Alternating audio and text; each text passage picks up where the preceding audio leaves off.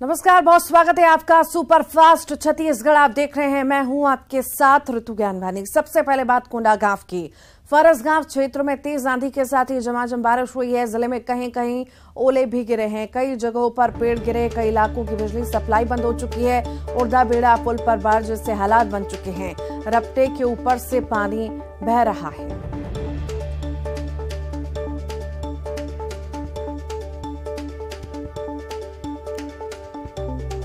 भीषण बारिश हुई है, ये तस्वीरें आप देख रहे हैं। कई जगह जलभराव की स्थिति भी है। फरसगांव क्षेत्र में तेज आंधी के साथ बारिश हुई, ये तस्वीरें आप देख रहे हैं। जिले में कहीं कहीं ओले गिरने की भी बात सामने आ रही है।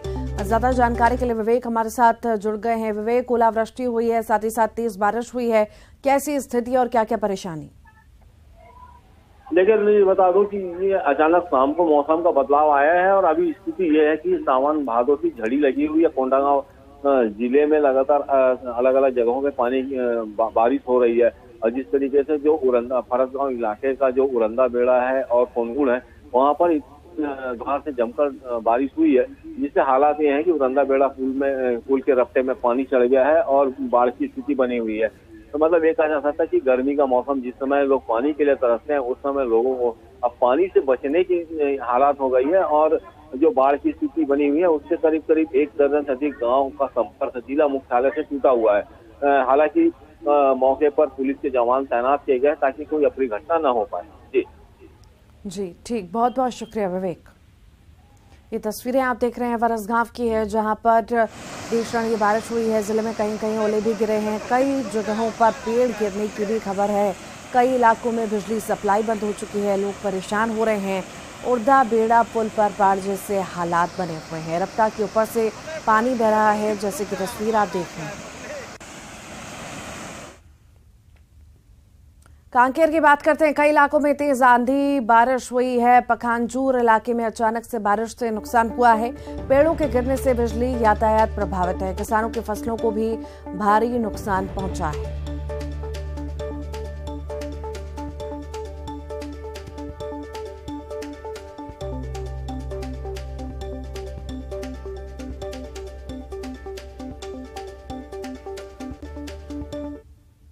सरहल पर्व पर आयोजित कार्यक्रम में मुख्यमंत्री भूपेश बघेल शामिल हुए। जशपुर और अंबिकापुर में कार्यक्रम का आयोजन किया गया। काफी हर्षोल्लास और पारंपरिक रीति रिवाज से सरहुल पूजा मनाया गया। दोनों जिलों में समाज के पदाधिकारियों ने पारंपरिक गमछा और पगड़ी पहना कर सीएम भूपेश बघेल का स्वागत किया और ये पारंपरिक वाद्य यंत्र भेंट किया गया। जशपुर में मुख्यमंत्री ने आदिवासी संस्कृति भवन के लिए 50 लाख रुपए देने की घोषणा की।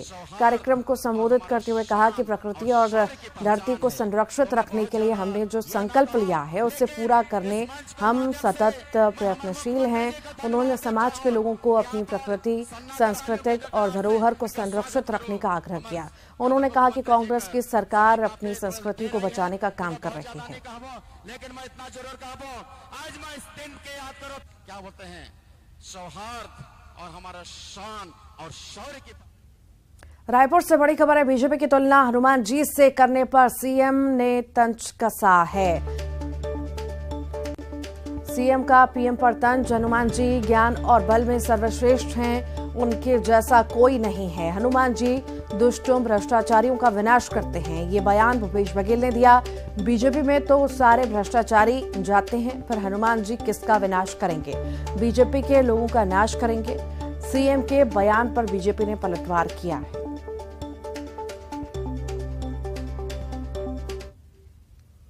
हनुमान जी तो सबके हैं और वो ज्ञान के, शक्ति के, भक्ति के भंडार हैं, उसके बराबर कोई दूसरा नहीं है। तो अन्याय जो करेगा उसको सजा हनुमान जी देते हैं। लेकिन जो भ्रष्टाचारी है, वो सब लोग जहां भाजपा में जाते हैं उसके बाद वो ठीक हो जाता है। तो हनुमान जी पहले उन्हीं को सजा देते। विधायक बृहस्पत सिंह की ओर से बैंक कर्मी को थप्पड़ मारने पर सरगुजा संभाग के सहकारी केंद्रीय बैंक कर्मचारी आंदोलन पर हैं। कर्मचारी विधायक बृहस्पत सिंह पर कार्रवाई की मांग को लेकर अड़े हैं। सम्मान की इस लड़ाई के चलते संभाग भर के किसान परेशान हैं, तो वहीं बैंक को भी करोड़ों का घाटा हो रहा है। वहीं विधायक बृहस्पति सिंह के समर्थन में बलरामपुर में किसानों का धरना शुरू हुआ, जिसमें विधायक बृहस्पति सिंह भी पहुंचे। थप्पड़ कांड के विरोध में बैंक कर्मचारी संघ ने चेतावनी दी है। और आपको जो वीडियो देखने को मिला है वह अधूरा है। जो वीडियो दिखा रहे थे उनको ये भी दिखाना चाहिए था कि किस तरह से गरीब और बीमार किसान को, हाथ टूटा हुए किसान को, बीमार खून से लथपथ हालत में किसान आया है पैसा मांगने, उसको धक्का मार के बैंक से निकाला गया। उस वीडियो को भी जरूर दिखाना चाहिए था। 25-30 लाख रुपए आया, लेकिन पूरे बैंक मैनेजर सहित जो भगत करके मैनेजर है पूरे सहयोगियों के साथ डकार गया, किसानों को पैसा वापस नहीं किया। ये बहुत ही आपत्तिजनक है। आज 8 सूत्रीय 9 सूत्रीय मांग लेकर हमारे किसानों ने धरने पे बैठा है और इसके मांग के समर्थन में मैं खड़ा हूँ। और हमारे अन्नदाता हैं जो सभी के पेट भरने काम करते हैं, इन अन्नदाताओं के साथ अत्याचार नहीं होने देंगे, चाहे जिस हद तक हमको लड़ाई लड़ना पड़े। मेन जो दिक्कत आ रही है कर्मचारियों की कमी, और उस कमी को जब तक आप पूरा नहीं करेंगे ये विवाद की स्थिति आएगी। और इसके लिए किसी कर्मचारी को दोष देना या इस तरह से करना दुर्भाग्यजनक है। और हम इसके लिए अपना यही चाहते हैं कि हमारे कर्मचारियों की पहले आप बातें सुनिए। जैसा विधायक महोदय ने आरोप लगाया कि कर्मचारी गबन कर रहे हैं, मैं बोलता हूं आप गबन कर रहे हैं जिनकी आप जांच कराइए। मैं खुद उनके साथ होकर मैं टर्मिनेशन की डिमांड मैं करूंगा उनकी, मगर यदि आप निर्दोष पे इस तरह से हाथ उठाओगे तो वो तो बर्दाश्त नहीं होगा और वो मेरे ख्याल से सही भी नहीं होगा किसी भी नियम में। अंबिकापुर से बड़ी खबर है। सहकारी बैंक के कर्मचारियों के साथ मारपीट का ये मामला है। विधायक बृहस्पति सिंह के मारपीट मामले पर सीएम ने बयान दिया, आपस में बातचीत कर मामले को सुलझाएं। 2 दिनों से सामूहिक अवकाश पर है सरकारी बैंक के कर्मचारी विधायक पर कार्रवाई की मांग कर रहे हैं। कार्रवाई नहीं होने पर उग्र आंदोलन की चेतावनी भी दी गई है।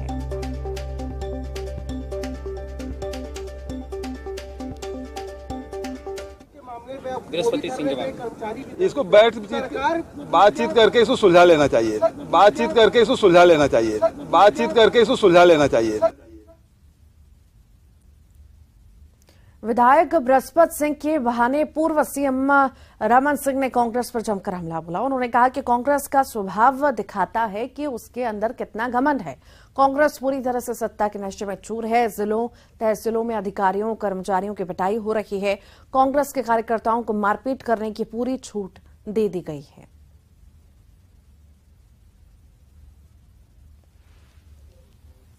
कांग्रेस की स्वभाव दिखाता है कि कांग्रेस के अंदर अहम कितना भरा हुआ है, सत्ता का मद में कितने चूर हो गए हैं कि सार्वजनिक रूप से अधिकारियों को पिटाई होने लगी है। ना एक घटना ही नहीं है, हर जिले में वही हाल हो रहा है, हर तहसील में हो रहा है। कांग्रेसी कार्यकर्ताओं के इतनी छूट दी गई है कि सड़क में आके अधिकारियों के साथ दुर्व्यवहार कर रहे, गलत है। कांग्रेस दफ्तर पहुंचे पीसीसी अध्यक्ष मोहन मरकाम ने गुलाम नबी आजाद के बयान पर मरकाम ने कहा कि पार्टी में आंतरिक लोकतंत्र है, लेकिन जो नेता पार्टी छोड़कर जाते हैं वो गुर्राने का काम करते हैं, लेकिन जब वापस आते हैं तब बिल्ली बनकर आते हैं। पार्टी में ऐसा है कि आंतरिक लोकतंत्र है, हम अपनी बातें कह सकते हैं। भारतीय जनता पार्टी और अन्य दलों में नहीं है। आज कहीं न कहीं जो पार्टी छोड़कर जाते हैं तो गुर्राने का काम करते हैं, जो पार्टी में दोबारा आते हैं तो बिल्ली बनकर आते हैं। तो स्वाभाविक है कि जो नेता पार्टी छोड़कर गए हैं उन नेताओं को पार्टी ने लंबे समय तक उनको सम्मान दिया, बड़े बड़े पदों में उनको मौका दिया, मगर पार्टी छोड़ने के बाद हमारे नेताओं की जरूर बुराई करते हैं, मगर उससे कुछ होना जाना है नहीं। रायपुर के कुशाभाऊ ठाकरे परिसर में बीजेपी का स्थापना दिवस समारोह मनाया गया। पूर्व मुख्यमंत्री और बीजेपी के राष्ट्रीय उपाध्यक्ष रमन सिंह ने पार्टी के स्थापना दिवस पर ध्वजारोहण किया। स्थापना दिवस पर बीजेपी ने प्रदेश में सरकार बनाने का लक्ष्य रखा। पूर्व सीएम रमन सिंह ने कहा कि 2023 में बीजेपी की सरकार का बनाने का लक्ष्य है। लक्ष्य दिया गया है आखिरी बूथ तक, और बूथ में के एक एक कार्यकर्ताओं को सक्रिय करने का, हम सब उसी में लगे। चुनौती हमेशा राजनीति में सामने रहती है, और चुनौती इस बार है कार्यकर्ताओं के लिए कि हम दोहरी चुनौती को लेकर काम कर रहे हैं। एक छत्तीसगढ़ में भारतीय जनता पार्टी की सरकार 23 में बनाना, और 24 में माननीय नरेंद्र मोदी जी को तीसरी बार प्रधानमंत्री बनाना। छत्तीसगढ़ बीजेपी अध्यक्ष अरुण साव ने पार्टी के स्थापना दिवस की बधाई दी। न्यूज 18 से खास बातचीत में उन्होंने कहा, पार्टी के स्थापना दिवस पर कई कार्यक्रमों का आयोजन किया जा रहा है। 23,000 मतदान केंद्रों पर दीवार लेखन और कार्यकर्ताओं के घर में रंगोली बनाई जा रही है। पुराने कार्यकर्ताओं का सम्मान किया जा रहा है। चुनावी साल में कार्यकर्ताओं को उत्साहित होकर पार्टी की जीत तय करनी है।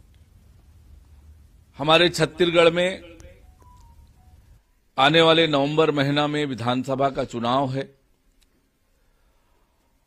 हमने तय किया है कि हमारे सभी 23,000 मतदान केंद्रों में भारतीय जनता पार्टी की स्थापना दिवस का कार्यक्रम हो, ध्वजारोहण हो और जो लोकसभा प्रवास की सीटें हैं उन सीटों के साथ साथ हम सभी विधानसभाओं में दीवार लेखन का प्रारंभ भी आज से करने वाले हैं।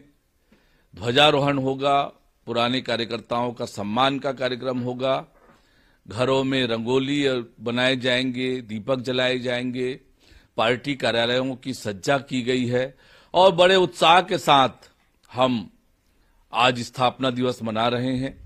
भारतीय जनता पार्टी के सभी कार्यकर्ताओं को, सभी शुभचिंतकों को, सभी जनों को मैं आज भारतीय जनता पार्टी की स्थापना दिवस की बहुत बधाई और शुभकामनाएं देता हूं। कोंडागांव में हनुमान जन्मोत्सव पर शोभा यात्रा निकाली गई। मर्दापाल चौक स्थित हनुमान मंदिर प्रांगण से शोभा यात्रा निकाली गई। शोभा यात्रा में 5,000 से अधिक श्रद्धालु शामिल हुए। खराब मौसम और बारिश के बाद भी शोभा यात्रा निकाली गई और इसी तरह से चरमिरी, मुंगेली और राजनांदगांव में भी भव्य शोभा यात्रा निकाली गई।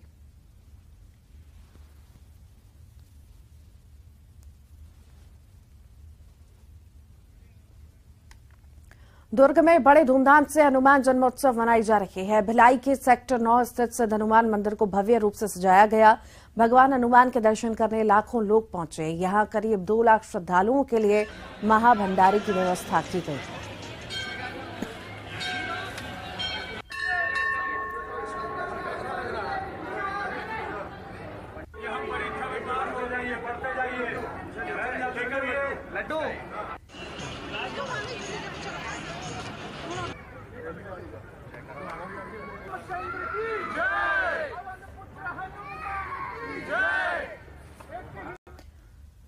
छत्तीसगढ़ के चरमेरी में हनुमान जयंती पर गंगा जमुनी तहजीब देखने को मिली है। यहां मुस्लिम समुदाय के लोगों ने धूमधाम से हनुमान जयंती मनाई और इस अवसर पर हनुमान मंदिर का देखरेख करने वाले वीरू खान ने बढ़ चढ़कर हिस्सा लिया। वीरू खान की अगुवाई में हनुमान जयंती पर शोभा यात्रा निकाली गई, जिसमें हिंदू और मुस्लिम समुदाय के लोगों ने बढ़ चढ़कर हिस्सा लिया।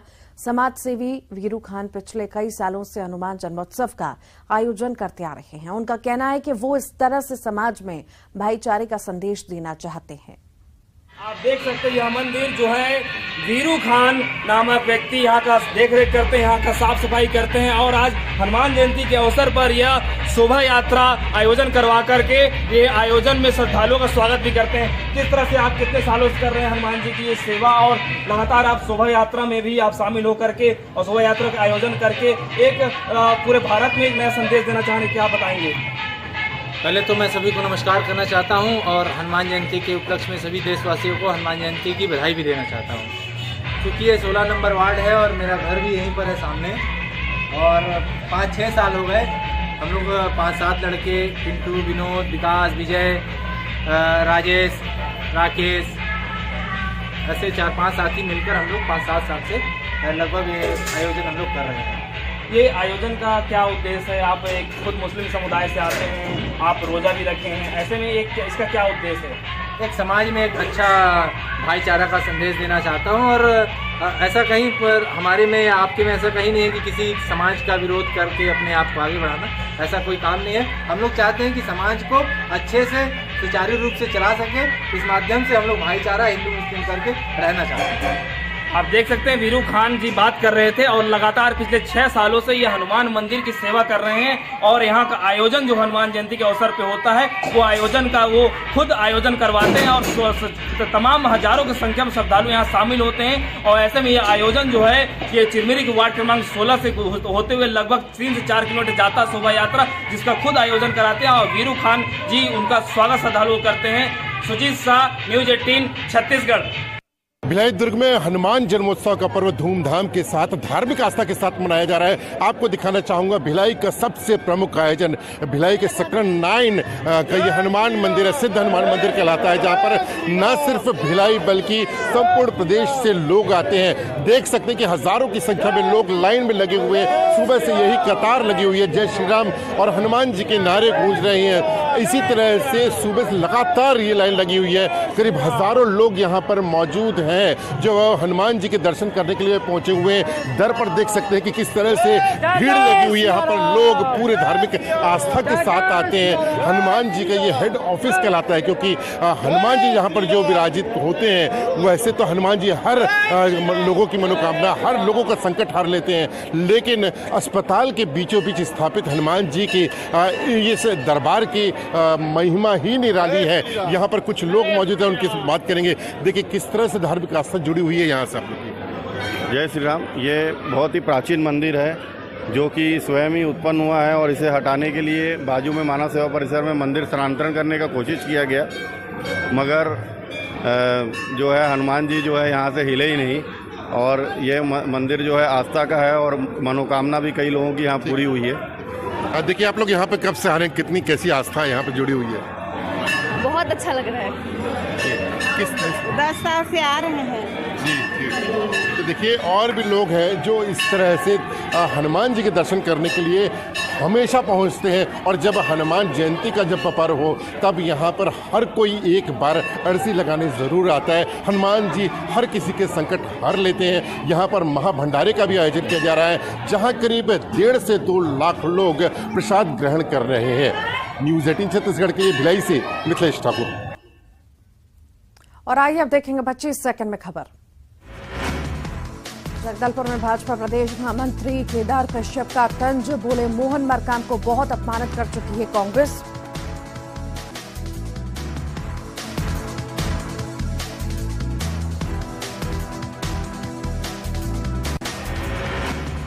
विधायक बृहस्पति सिंह मारपीट मामले पर बोले सीएम भूपेश बघेल आपस में बातचीत कर मामले को सुलझाएं। पिछले 2 दिनों से सामूहिक अवकाश पर हैं बैंक के कर्मचारी। मोहन मरकाम ने केंद्र पर साधा निशाना, बोले राहुल गांधी को डराने की हो रही कोशिश, हम डरेंगे नहीं, लड़ेंगे और जीतेंगे। चरमेरी में शादी का झांसा देकर युवती से दुष्कर्म, शादी से मना करने पर युवती ने थाने में दर्ज कराई शिकायत, पुलिस ने आरोपी को किया गिरफ्तार।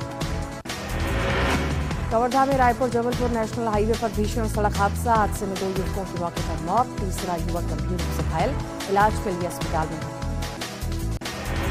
कोरबा में जिला कोर्ट परिसर में महिला की पिटाई, अधिवक्ता ने महिला को दौड़ा कर पीटा, पिटाई का वीडियो सोशल मीडिया पर वायरल।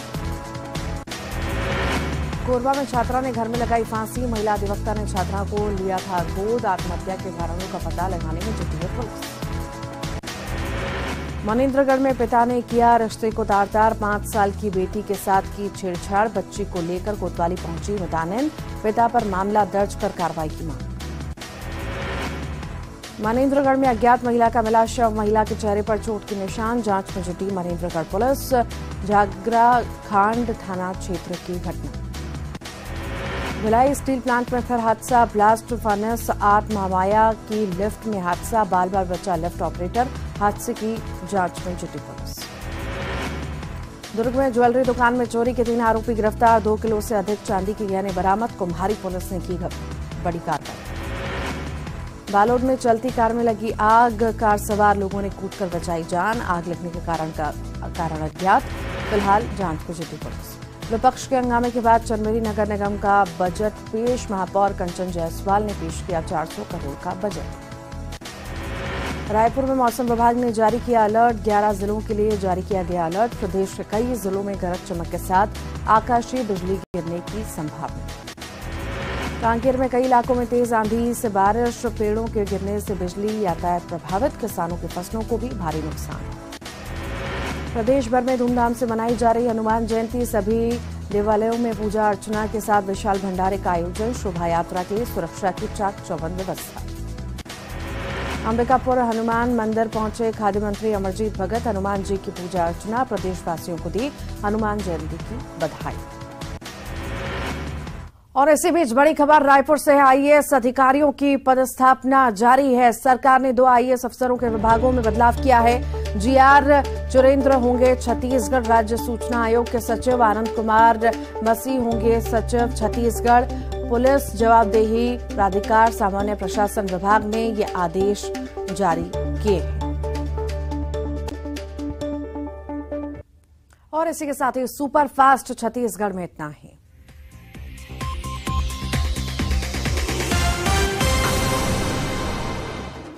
हेडलाइंस प्रेजेंटेड बाय पेट सफा आयुर्वेद।